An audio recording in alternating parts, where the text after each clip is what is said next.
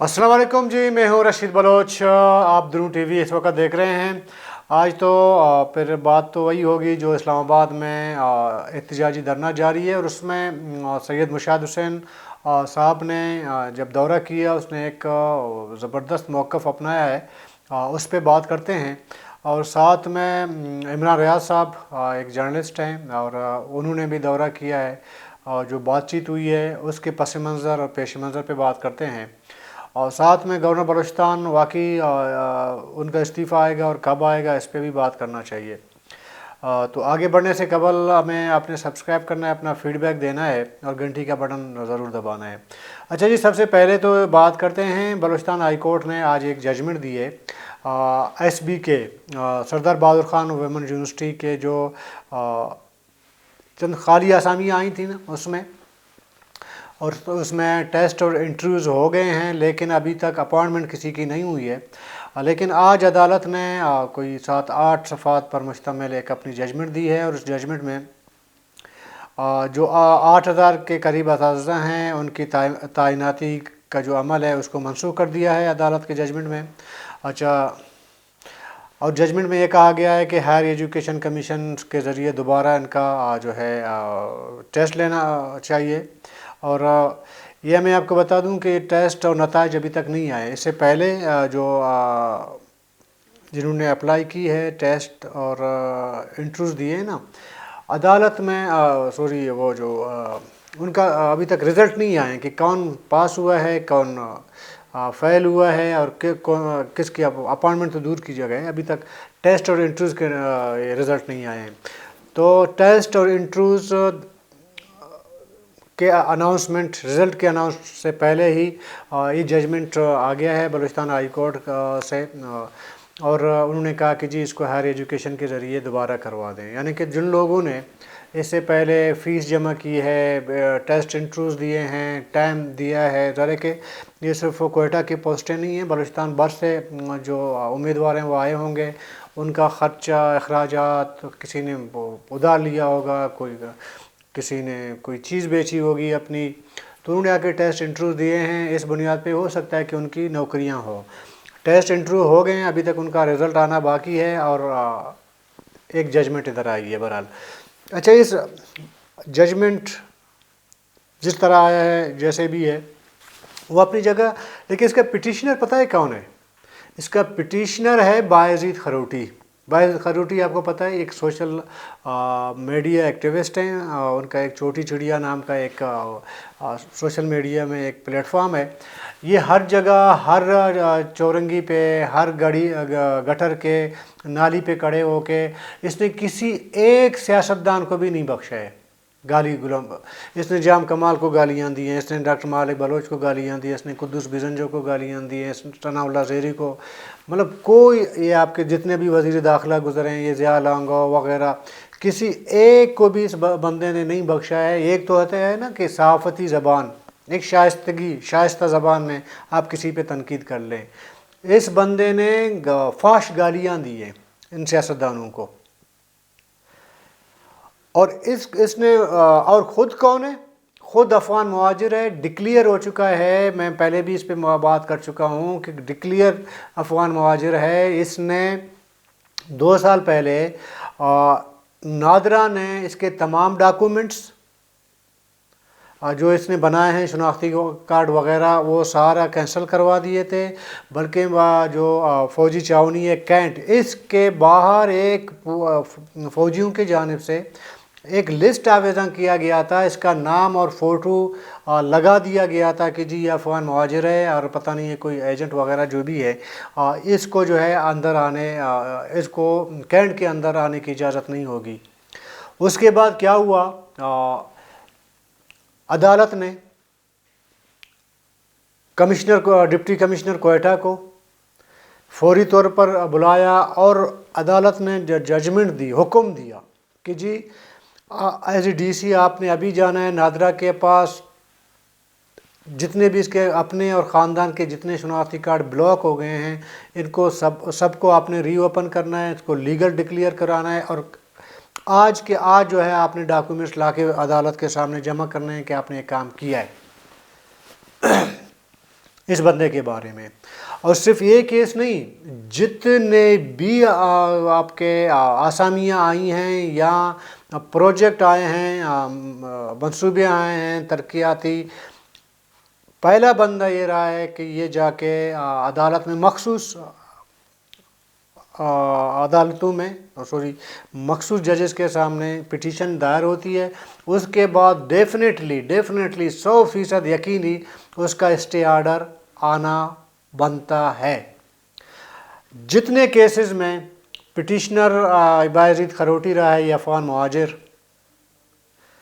آپ تمام کے تمام اٹھا لیں، آپ اس کے ریکارڈ اٹھائیں، سب میں اسٹے آرڈر آیا ہے. مجھے ایک سابق صوبائی وزیر نے کہا کہ جی میرے ڈپارٹمنٹ میں کوئی 400-500 پوسٹیں آئی تھیں، تو یہ بندہ میرے پاس آیا، چونکہ یہ آپ سے بلوچستان سیکٹریٹ چلے جائیں نا، یہ صبح 9 بجے یہ گھر سے نکلتا ہے، شام 5 سے 6 بجے تک یہ ہر بیوروکریٹ کے دفتر کے باہر کے اندر موجود رہتا ہے، ہر منسٹر کے دفتر کے اندر باہر ایک گھومتا رہتا ہے، اور ہر بڑے اور چھوٹے ٹھیکیدار کے ساتھ جو ہے یہ آپ کو گھومتا ہوا نظر آئے گا.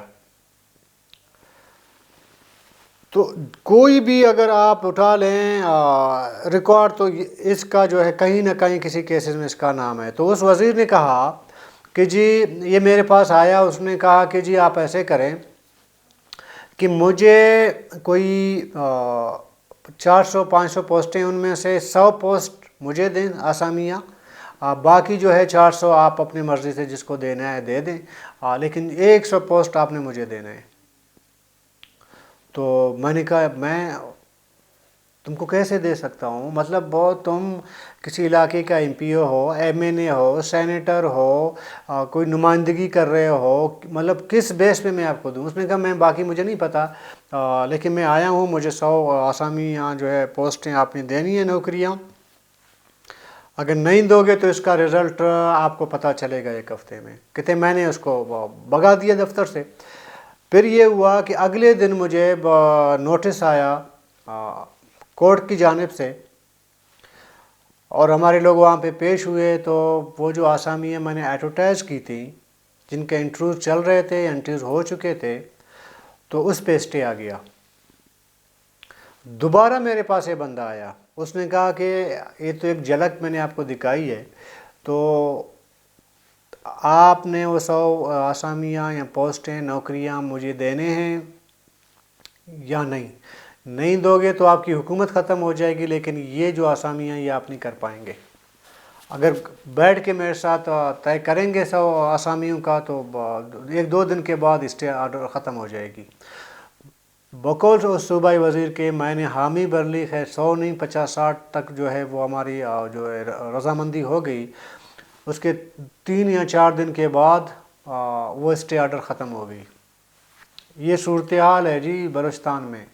ایک طرف پورا بلوچستان اپنے لاپتہ لوگوں کے لیے، اور یہ جو کرپشن وغیرہ جو کچھ ہوئی ہیں ان کے لیے، بدامنی وغیرہ، ان پہ نہ کوئی چھوموٹو آتا ہے. چھوموٹو سوری ابھی ہائی کورٹ تو نہیں، ان کو مجاز نہیں ہے لینے کے، ان پہ نہ کوئی اسٹے آرڈر آتا ہے، نہ کچھ ہوتا ہے. بس بندہ یہ جو بایزید نام کا ہے. اور ابھی ایک چیز اور بھی دیکھیں، اس کا سب سے بڑا جو منافقت آپ دیکھیں، یا مجھے نہیں پتا یہ کسی کا ایجنٹ ہے، کسی نے اس کو پلان کیا ہے، مجھے نہیں پتا، لیکن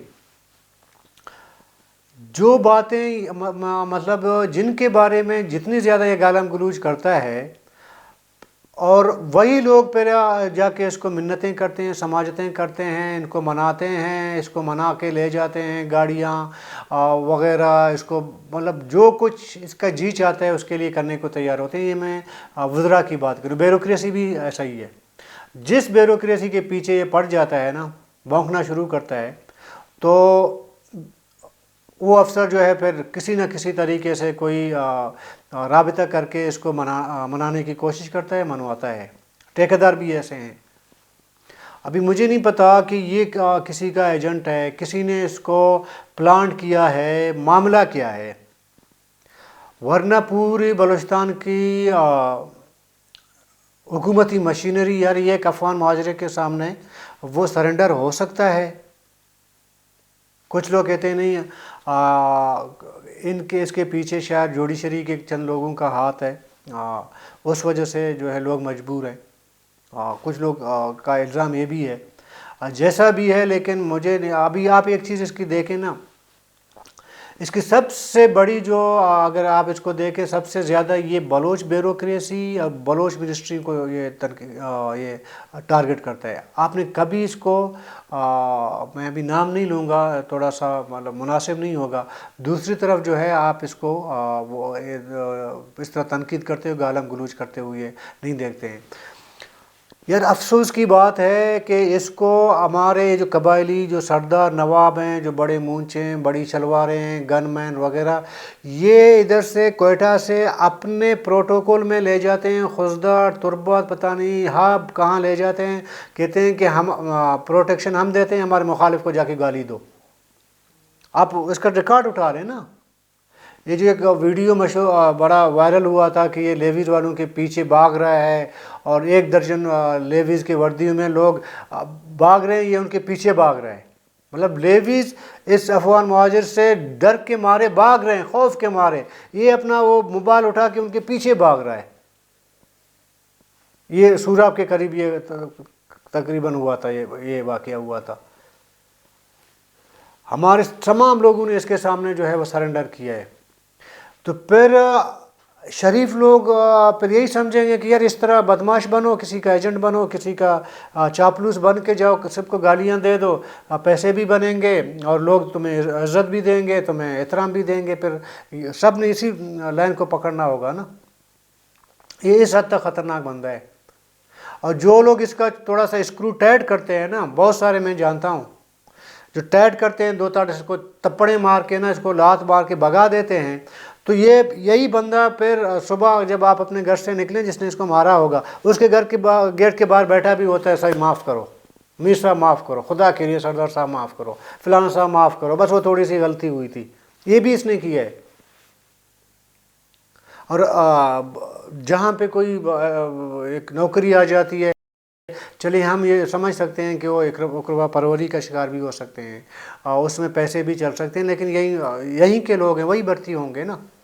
اور یہ سب، اور یہ جتنے بھی قابلی گاڑیوں یا نان کسٹم پوائنٹ گاڑیوں کے خلاف کارروائی ہوئی، یہ واحد بندہ ہے منسٹروں اور سینیٹرز کے بعد، یہاں جو ججز کے وہ آپ کے رشتہ دار ہیں ان کے علاوہ یہ واحد بندہ ہے۔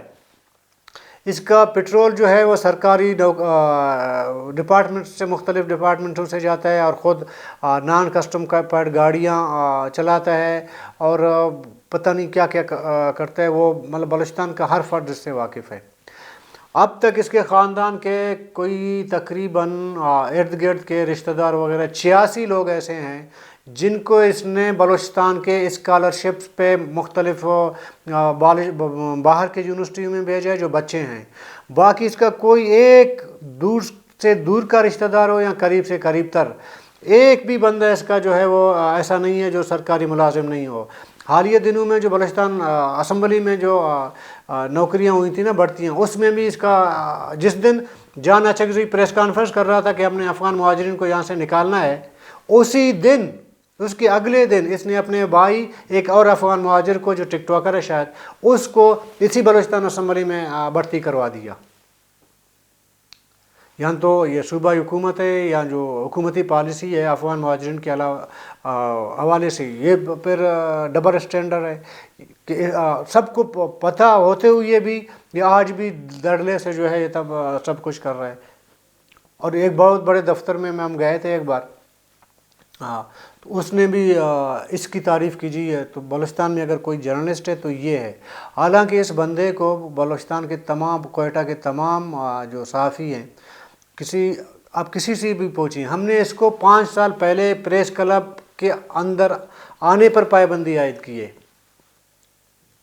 اور مشینری اس کے سامنے گھٹنے ٹیکے ہوئے ہیں۔ مجھے تو افسوس اس بات کا بھی ہوتا ہے کہ جس دن ہمارے وزیر اعلیٰ صاحب نے، میں بار بار کہتا ہوں یہ بڑے ہمبل شریف انسان ہیں ہمارے ڈومکی صاحب، اس نے جس دن حلف برداری تھی ان کی، اس دن تمام مجمع کے اندر اس کو بائی نیم مطلب آواز دی کہ آ جائیں. تو جب ہمارے سیاستدان، ہمارے ظاہر کہ حکومتی جو ذمہ داران ہیں، وہ جب اس طرح ان کو مطلب طریقہ کار اختیار کرتے ہیں تو ان کے حوصلے تو بڑھ جاتے ہیں نا یہ جو ہیں. اور میں یقین سے کہتا ہوں کل یہی نگران وزیر داخلہ اگر تھوڑا سا اس کا وہ ہو، اسی سیکریٹریٹ کے سامنے کھڑے ہو کے اسی نگران وزیر صاحب کو جو ہے وہ گالیاں دے رہا ہوگا. اس نے دی ہیں، جام کمال کو نہیں دی تھی اس نے گالیاں. بہرحال اب جی آتے ہیں آپ کے اسلام آباد میں دھرنے کو. شاید آج 5واں دن ہے، تو آج مختلف لوگوں کا جو ہے آنے جانے کا جو سلسلہ ہے اظہار یکجہتی کرنے کا، وہ سلسلہ جاری ہے. کل کے دن میں دیکھ رہا تھا کہ سید مشاہد حسین صاحب جو ہے مسلم لیگ نون کے سینیٹر ہیں آج کل، تو انہوں نے آ کے جب اظہار یکجہتی کی، اور اظہار یکجہتی کے بعد اس نے حامد میر کے پروگرام میں ایک سجیشن دیا لاپتہ افراد کے بارے میں. چونکہ وہ ایک سینئر سیاستدان بھی ہیں اور آپ کے جو ہے اسٹیبلشمنٹ کے قریبی سیاستدان بھی مانے جاتے ہیں. اور اس سے پہلے پرویز مشرف کے دور میں وہ جو کاف لیگ بنی تھی اس میں مشاہد حسین صاحب جو ہے وہ جنرل سیکرٹری بنے تھے. تو ظاہر ہے کہ ان کا پاکستان کی سیاست میں ایک وہ بڑے نام ہیں، اس کی آواز توانا آواز بھی ہے ان کا. انہوں نے کل کہا کہ جب وہ آئے تھے وہاں سے مہرنگ بلوچ صاحب سے ملیں اور ملے، اور جو دھرنے کے شرکاء تھے ان سے اظہار یکجہتی کی.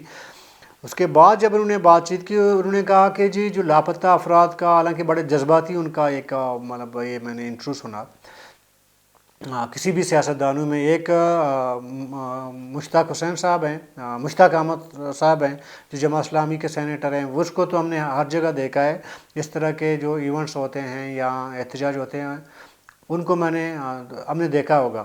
لیکن مشاہد حسین صاحب شاید مسنگ پرسن کے کیمپ میں پہلی بار آیا اس احتجاجی کیمپ میں. تو انہوں نے جو بات کہی کہ جی تمام سیاسی جو جماعتیں ہیں اس میں خواہ پی ایم ایل این ہے، پیپلز پارٹی ہے، پی ٹی آئی ہے، ان تمام سیاسی جماعتوں کو اپنے مینیفیسٹو یعنی کہ منشور میں لاپتہ افراد کو سر فہرست رکھنا چاہیے.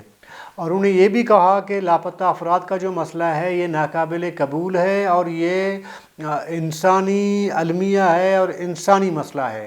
اور اس سے اس نے مطلب یوں سمجھیں کہ ایک حساب سے انہوں نے تمام جتنے بھی لاپتہ افراد ہیں ان کا جو مسئلہ ہے اس کو بالکل ہی شیم فل کہا، بلکہ اس نے شاید یہ لفظ بھی استعمال کیا ایز اے شیم فل.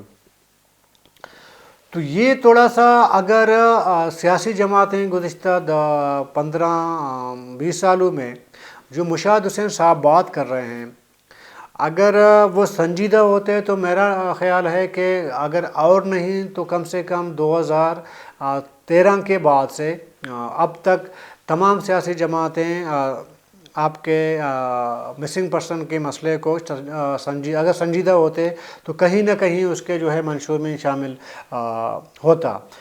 ابھی یہ ڈپینڈ کرتا ہے مشاہد حسین جیسے شخصیات پہ کہ آنے والے ابھی جو الیکشن ہو رہے ہیں اس کے بعد ظاہر ہے کہ حکومت بننی ہے اور ممکن ہے زیادہ امکانات یہی ظاہر ہو رہے ہیں کہ نون لیگ کی بننی ہے. تو مشاہد حسین صاحب اب کیا اپنا ایک کردار ادا کر سکتے ہیں کہ وہ نون لیگ کے اندر لاپتہ افراد کے معاملے کو جو ہے وہ اپنا ان کا جو منشور ہے اس میں شامل کرنے کا، یا حکومتی پالیسی میں اگر حکومت بنتی ہے تو حکومتی پالیسی میں وہ کیسے شامل کرواتے ہیں. اب جب انہوں نے یہ بات کہی ہے ظاہر کہ ذمہ دار ان کی شخصیت ہے تو ممکن ہے کہ وہ آگے جا کے اس ذمہ داری کا احساس کرتے ہوئے اس کو عملاً کچھ وہ کر دکھائیں. میرے خیال میں تمام جتنے بھی وزٹ ہوئے ہیں ان میں سے سید مشاہد حسین صاحب کا جو وزٹ تھا وہ تھوڑا بہت حوصلہ افزا ہے میرے نزدیک. تو وہ ابھی آگے دیکھنا پڑے گا کہ سید مشاہد حسین صاحب کیا کردار ادا کر سکتے ہیں. تو ویسی اگر جنرلی اگر سیاسی دوہرا معیار پہ بات کی جائے تو پھر یہ جو سید مشاہد حسین صاحب کہہ رہے ہیں تو مجھے نہیں لگتا پھر ایسے کوئی آثار نظر نہیں آئیں گے کہ حکومتیں جو ہے کوئی مسنگ پرسن کے معاملے میں کا معاملہ اپنی حکومتی پالیسی میں اس کو شامل کریں، کوئی اس کا راستہ نکالیں، کیونکہ اس مسئلے کو بدیر یا بزود کوئی منطقی انجام پہ اس نے پہنچنا ہے۔ تو یہ میں اس لیے کہہ رہا ہوں، دیکھیں جو بھی ہماری یہ جو ہماری سے میرا مطلب ہوتا ہے کہ جو سیاسی جماعتیں ہیں نا، منہ سے ہماری نکلتی ہیں، ایسا نہیں کہ ہماری حکومت پارٹیاں ہیں۔ جب نون لیگ اپوزیشن میں تھی اور پی ٹی آئی اقتدار میں تھی، جب نون لیگ کا گھیرا تنگ کیا ہوا تھا پی ٹی آئی کی حکومت نے، تمام لیڈرشپ جو ہے وہ عدالتوں کا چکر کاٹ رہی تھی اور جیلوں میں آ رہے تھے، ضمانتیں ہو رہی تھیں، گرفتاریاں ہو رہی تھیں، وہی جو آج کل پی ٹی آئی والوں کو سامنے ہے جن مشکلات کا۔ مریم نواز صاحب آپ کو یاد ہے ادھر ہی کوئٹہ وہ آئی تھی، پی ڈی ایم نے بہت بڑا اسٹیج ان کے لیے تیار کی ہوئی تھی۔ تو جو لاپتہ افراد کے جو عزیز و اقارب تھے، جو بچے خواتین جو بھی متاثرین تھے، ان کو اپنے جلسے میں اسٹیج پہ بلا کے اس نے نہ صرف اس لاپتہ افراد کے معاملے کی مذمت کی، بلکہ انہوں نے بڑھ کے اس پہ بات کی۔ جب آج وہی لوگ ہیں جن کو مریم نواز صاحبہ نے اسٹیج پہ بلا کے جن بچوں کو پیار دیا تھا، وہی بچے، وہی خواتین، وہی لوگ اسلام آباد میں پولیس گردی کا شکار ہوتے ہیں۔ 100 سے زیادہ اس وقت نوجوان گرفتار ہیں جن کا اتا پتہ نہیں ہے پولیس کے پاس ہیں کہاں ہیں۔ اب تک مریم نواز صاحبہ کے منہ سے ایک مذمت کے الفاظ آپ نے سنا ہے؟ نہیں سنا ہوگا۔ تو پھر یہ جو مشاہد حسین صاحب کہہ رہے ہیں جو نون لیگ سے ان کا تعلق ہے، تو دونوں کا لیڈرشپ کا رویہ اور ان کے جو اسٹیٹمنٹ انہوں نے دی ہے، ان میں تضاد نظر آتا ہے مجھے۔ اگر اپنے ذاتی کوششوں سے مشاہد حسین صاحب کسی حد تک کامیاب ہوں اس معاملے میں، وہ الگ بات ہے، لیکن نون لیگ کے رویے میں میرے خیال میں کوئی ایسا تبدیلی مجھے نظر نہیں آ رہی ہے۔ یہی صورتحال پیپل پارٹی کی ہے، اور یہ میرے خیال میں پیپل پارٹی کے لیے شرم کا مقام ہونا چاہیے، جو خود کو جمہوری پارٹی کہتی ہے اور جمہوریت کا علمبردار خود کو کہتا ہے۔ لاپتہ افراد یا لاپتہ ہونے کا جو اسٹارٹ ہوئی تھی معاملہ، وہ پیپل پارٹی کے دور حکومت میں شروع ہوئی تھی۔ 2007 میں ان کو حکومت ملی تھی نا پیپل پارٹی کو، بلوچستان میں بھی ان کی حکومت تھی اور مرکز میں بھی ان کی حکومت تھی، سندھ میں مطلب 3 صوبوں میں ان کی حکومت تھی۔ تو یہ مسئلہ شروع ادھر سے ہوا تھا۔ تو میرا نہیں خیال کہ پیپل پارٹی لاپتہ افراد کے بارے میں کوئی سنجیدہ ابھی اس کو کوئی سنجیدگی ہے، نہ حکومت ملنے کے بعد اس کو کوئی سنجیدگی نظر آئے گی، نہ وہ اپوزیشن میں کوئی سنجیدگی نظر آئے گی۔ اس کی وجہ وہی ہے کہ جو بڑھتیاں ہوئی ہیں بلوچستان سے وہ آپ کے سامنے ہیں۔ اچھا چلتے چلتے دو باتیں ہیں۔ ایک تو عمران ریاض صاحب جو سینئر صحافی ہیں ہمارے، وہ آئے تھے آج ماہرنگ بلوچ سے وہ ملے، اور مجھے یقین مانیں کہ ذاتی طور پر عمران ریاض کا مطلب جو ہوا اس کے ساتھ مجھے بڑا دکھ ہے، ذاتی ایز اے انسان مجھے بڑا دکھ ہے۔ اور اس سے پہلے جو بولتا رہا ہے لاپتہ افراد کے بارے میں یا دوسرے لوگوں کے بارے میں، تو وہ ظاہر ہے کہ ابھی بھی اگر آپ ان کی وہ ویڈیو دیکھیں تو آپ کا ایسا لگے گا کہ عمران ریاض جو ہے مطلب ایک کیا کہیں اس کو۔ لیکن جس طرح عمران ریاض صاحب نے ماہرنگ بلوچ کے سامنے کھڑے ہو کے اپنے کیے کی اس نے سمجھے ایک حساب سے معافی مانگی، معذرت کی، ہاتھ جوڑا، تو اس ایکٹ یا اس اقدام سے میرے نزدیک عمران ریاض کا جو عزت بڑھ گئی ہے، میرے نظروں میں اس کی عزت بڑھ گئی ہے۔ اس کی وجہ دیکھیں، اگر عمران ریاض آ کے مارنگ بلوچ کے سامنے ہاتھ نہ بھی جوڑتا تو کیا فرق پڑنا تھا، اس قائم میں نہ بھی آتا تو کیا فرق پڑنا تھا؟ کوئی فرق نہیں پڑنا تھا نا ہمارے صحت پہ یا قائم کی صحت پہ، کوئی فرق نہیں، اور سارے نہیں آئے تو کیا فرق پڑا؟ اس نے ایز اے انسان میرے خیال میں فیل کیا، شاید اس کے ساتھ جو کچھ اپنے ساتھ جو کچھ گزرا ہے، اس نے وہ فیلنگ، وہ احساسات نے اس کو معذرت کرنے پہ، معافی مانگنے پہ مجبور کیا. اور معافی مانگنا میرے خیال میں بہت بہادری کا کام ہے، بہت دل گردہ چاہیے ہوتا ہے معافی مانگنے کے لیے، چاپلوسی والا نہیں، یہ جو کسی کو کسی دربار میں جا کے معافی مانگے اس کی بات نہیں کر رہا ہوں. ریئل معافی یہ ہوتی ہے، معذرت کرنا یہ ہوتا ہے جو دل سے نکلتی ہے. آپ کچھ ایسا کر جائیں جس کا آپ کو پچھتاوا ہو، اور اس پچھتاوے کو، ایک تو ہوتا ہے دل میں پچھتاوا رکھنا نا، ایک چیز کا آپ کو اس کو پھر اظہار کرنا لوگوں کے سامنے، بڑا دل گردہ مانتا ہے اپنے اس اندر. تو یہ میرے خیال میں عمران ریاض صاحب نے اس ایکٹ سے، میں آج دیکھ رہا تھا، میرے خیال میں تمام لوگوں نے، اور جس طرح ہمارے اپنا مارنگ بلوچ نے اس کو ویلکم کہا، اور میرے خیال میں وہ بھی یہ تاریخ میں یہ ابھی لکھا جائے گا. اگر یہ ویڈیو ظاہر ہے کہ ابھی جو وائرل ہوئی ہے تو یہ بھی ریکارڈ کا حصہ بن گیا نا، وہ ریکارڈ میں وہ پڑا رہے گا. اور ان کی جو میرے خیال میں اہلیہ تھی، انہوں نے ان کا جو مطلب رویہ تھا مارنگ سے، میرے خیال میں ایک پچھتاوا تھا، جو انہوں نے کہا اس کا پچھتاوا تھا. تو باقی گورنر بلوچستان کا جو ہے سردار اختر جان نے کہا ہے کہ کل تک وہ استعفیٰ دے دیں گے. یہ 28 کو انہوں نے کہا ہے کہ دیں گے. تو آج 27 ہے جو میں آپ سے بات کر رہا ہوں، 27 دسمبر ہے. تو 28 تو آنے والا ہے، کل کا دن دیکھتے ہیں گورنر بلوچستان صاحب استعفیٰ دیں گے یا نہیں دیں گے. لیکن مجھے یار یہ بی ایم پی والے دوست ناراض ہوں گے. اب مجھے ایک شک ہو رہا ہے، مجھے شک یہ ہو رہا ہے گورنر بلوچستان صاحب کے باڈی لینگویج کو دیکھ کے نا، کہ ایسا تو نہیں ہے کہ گورنر بلوچستان دوسرا ثنا بلوچ بنے. یاد ہے آپ کو ثنا بلوچ کا، جب سینیٹر تھے پوری بی ایم پی نے استعفیٰ دے دی، قومی صوبائی تمام M P As, M N A, senators نے استعفیٰ دے دی. لیکن ثنا بلوچ کو جیسے ہی پتہ چلا کہ جی استعفیٰ دینے کا وہ سلسلہ شروع ہو گیا ہے، جہاز پکڑ کے بیرونی ملک چلا گیا. جب تک وہ ریٹائر نہیں ہوئے سینیٹرشپ سے تب تک وہ سینیٹر تھے.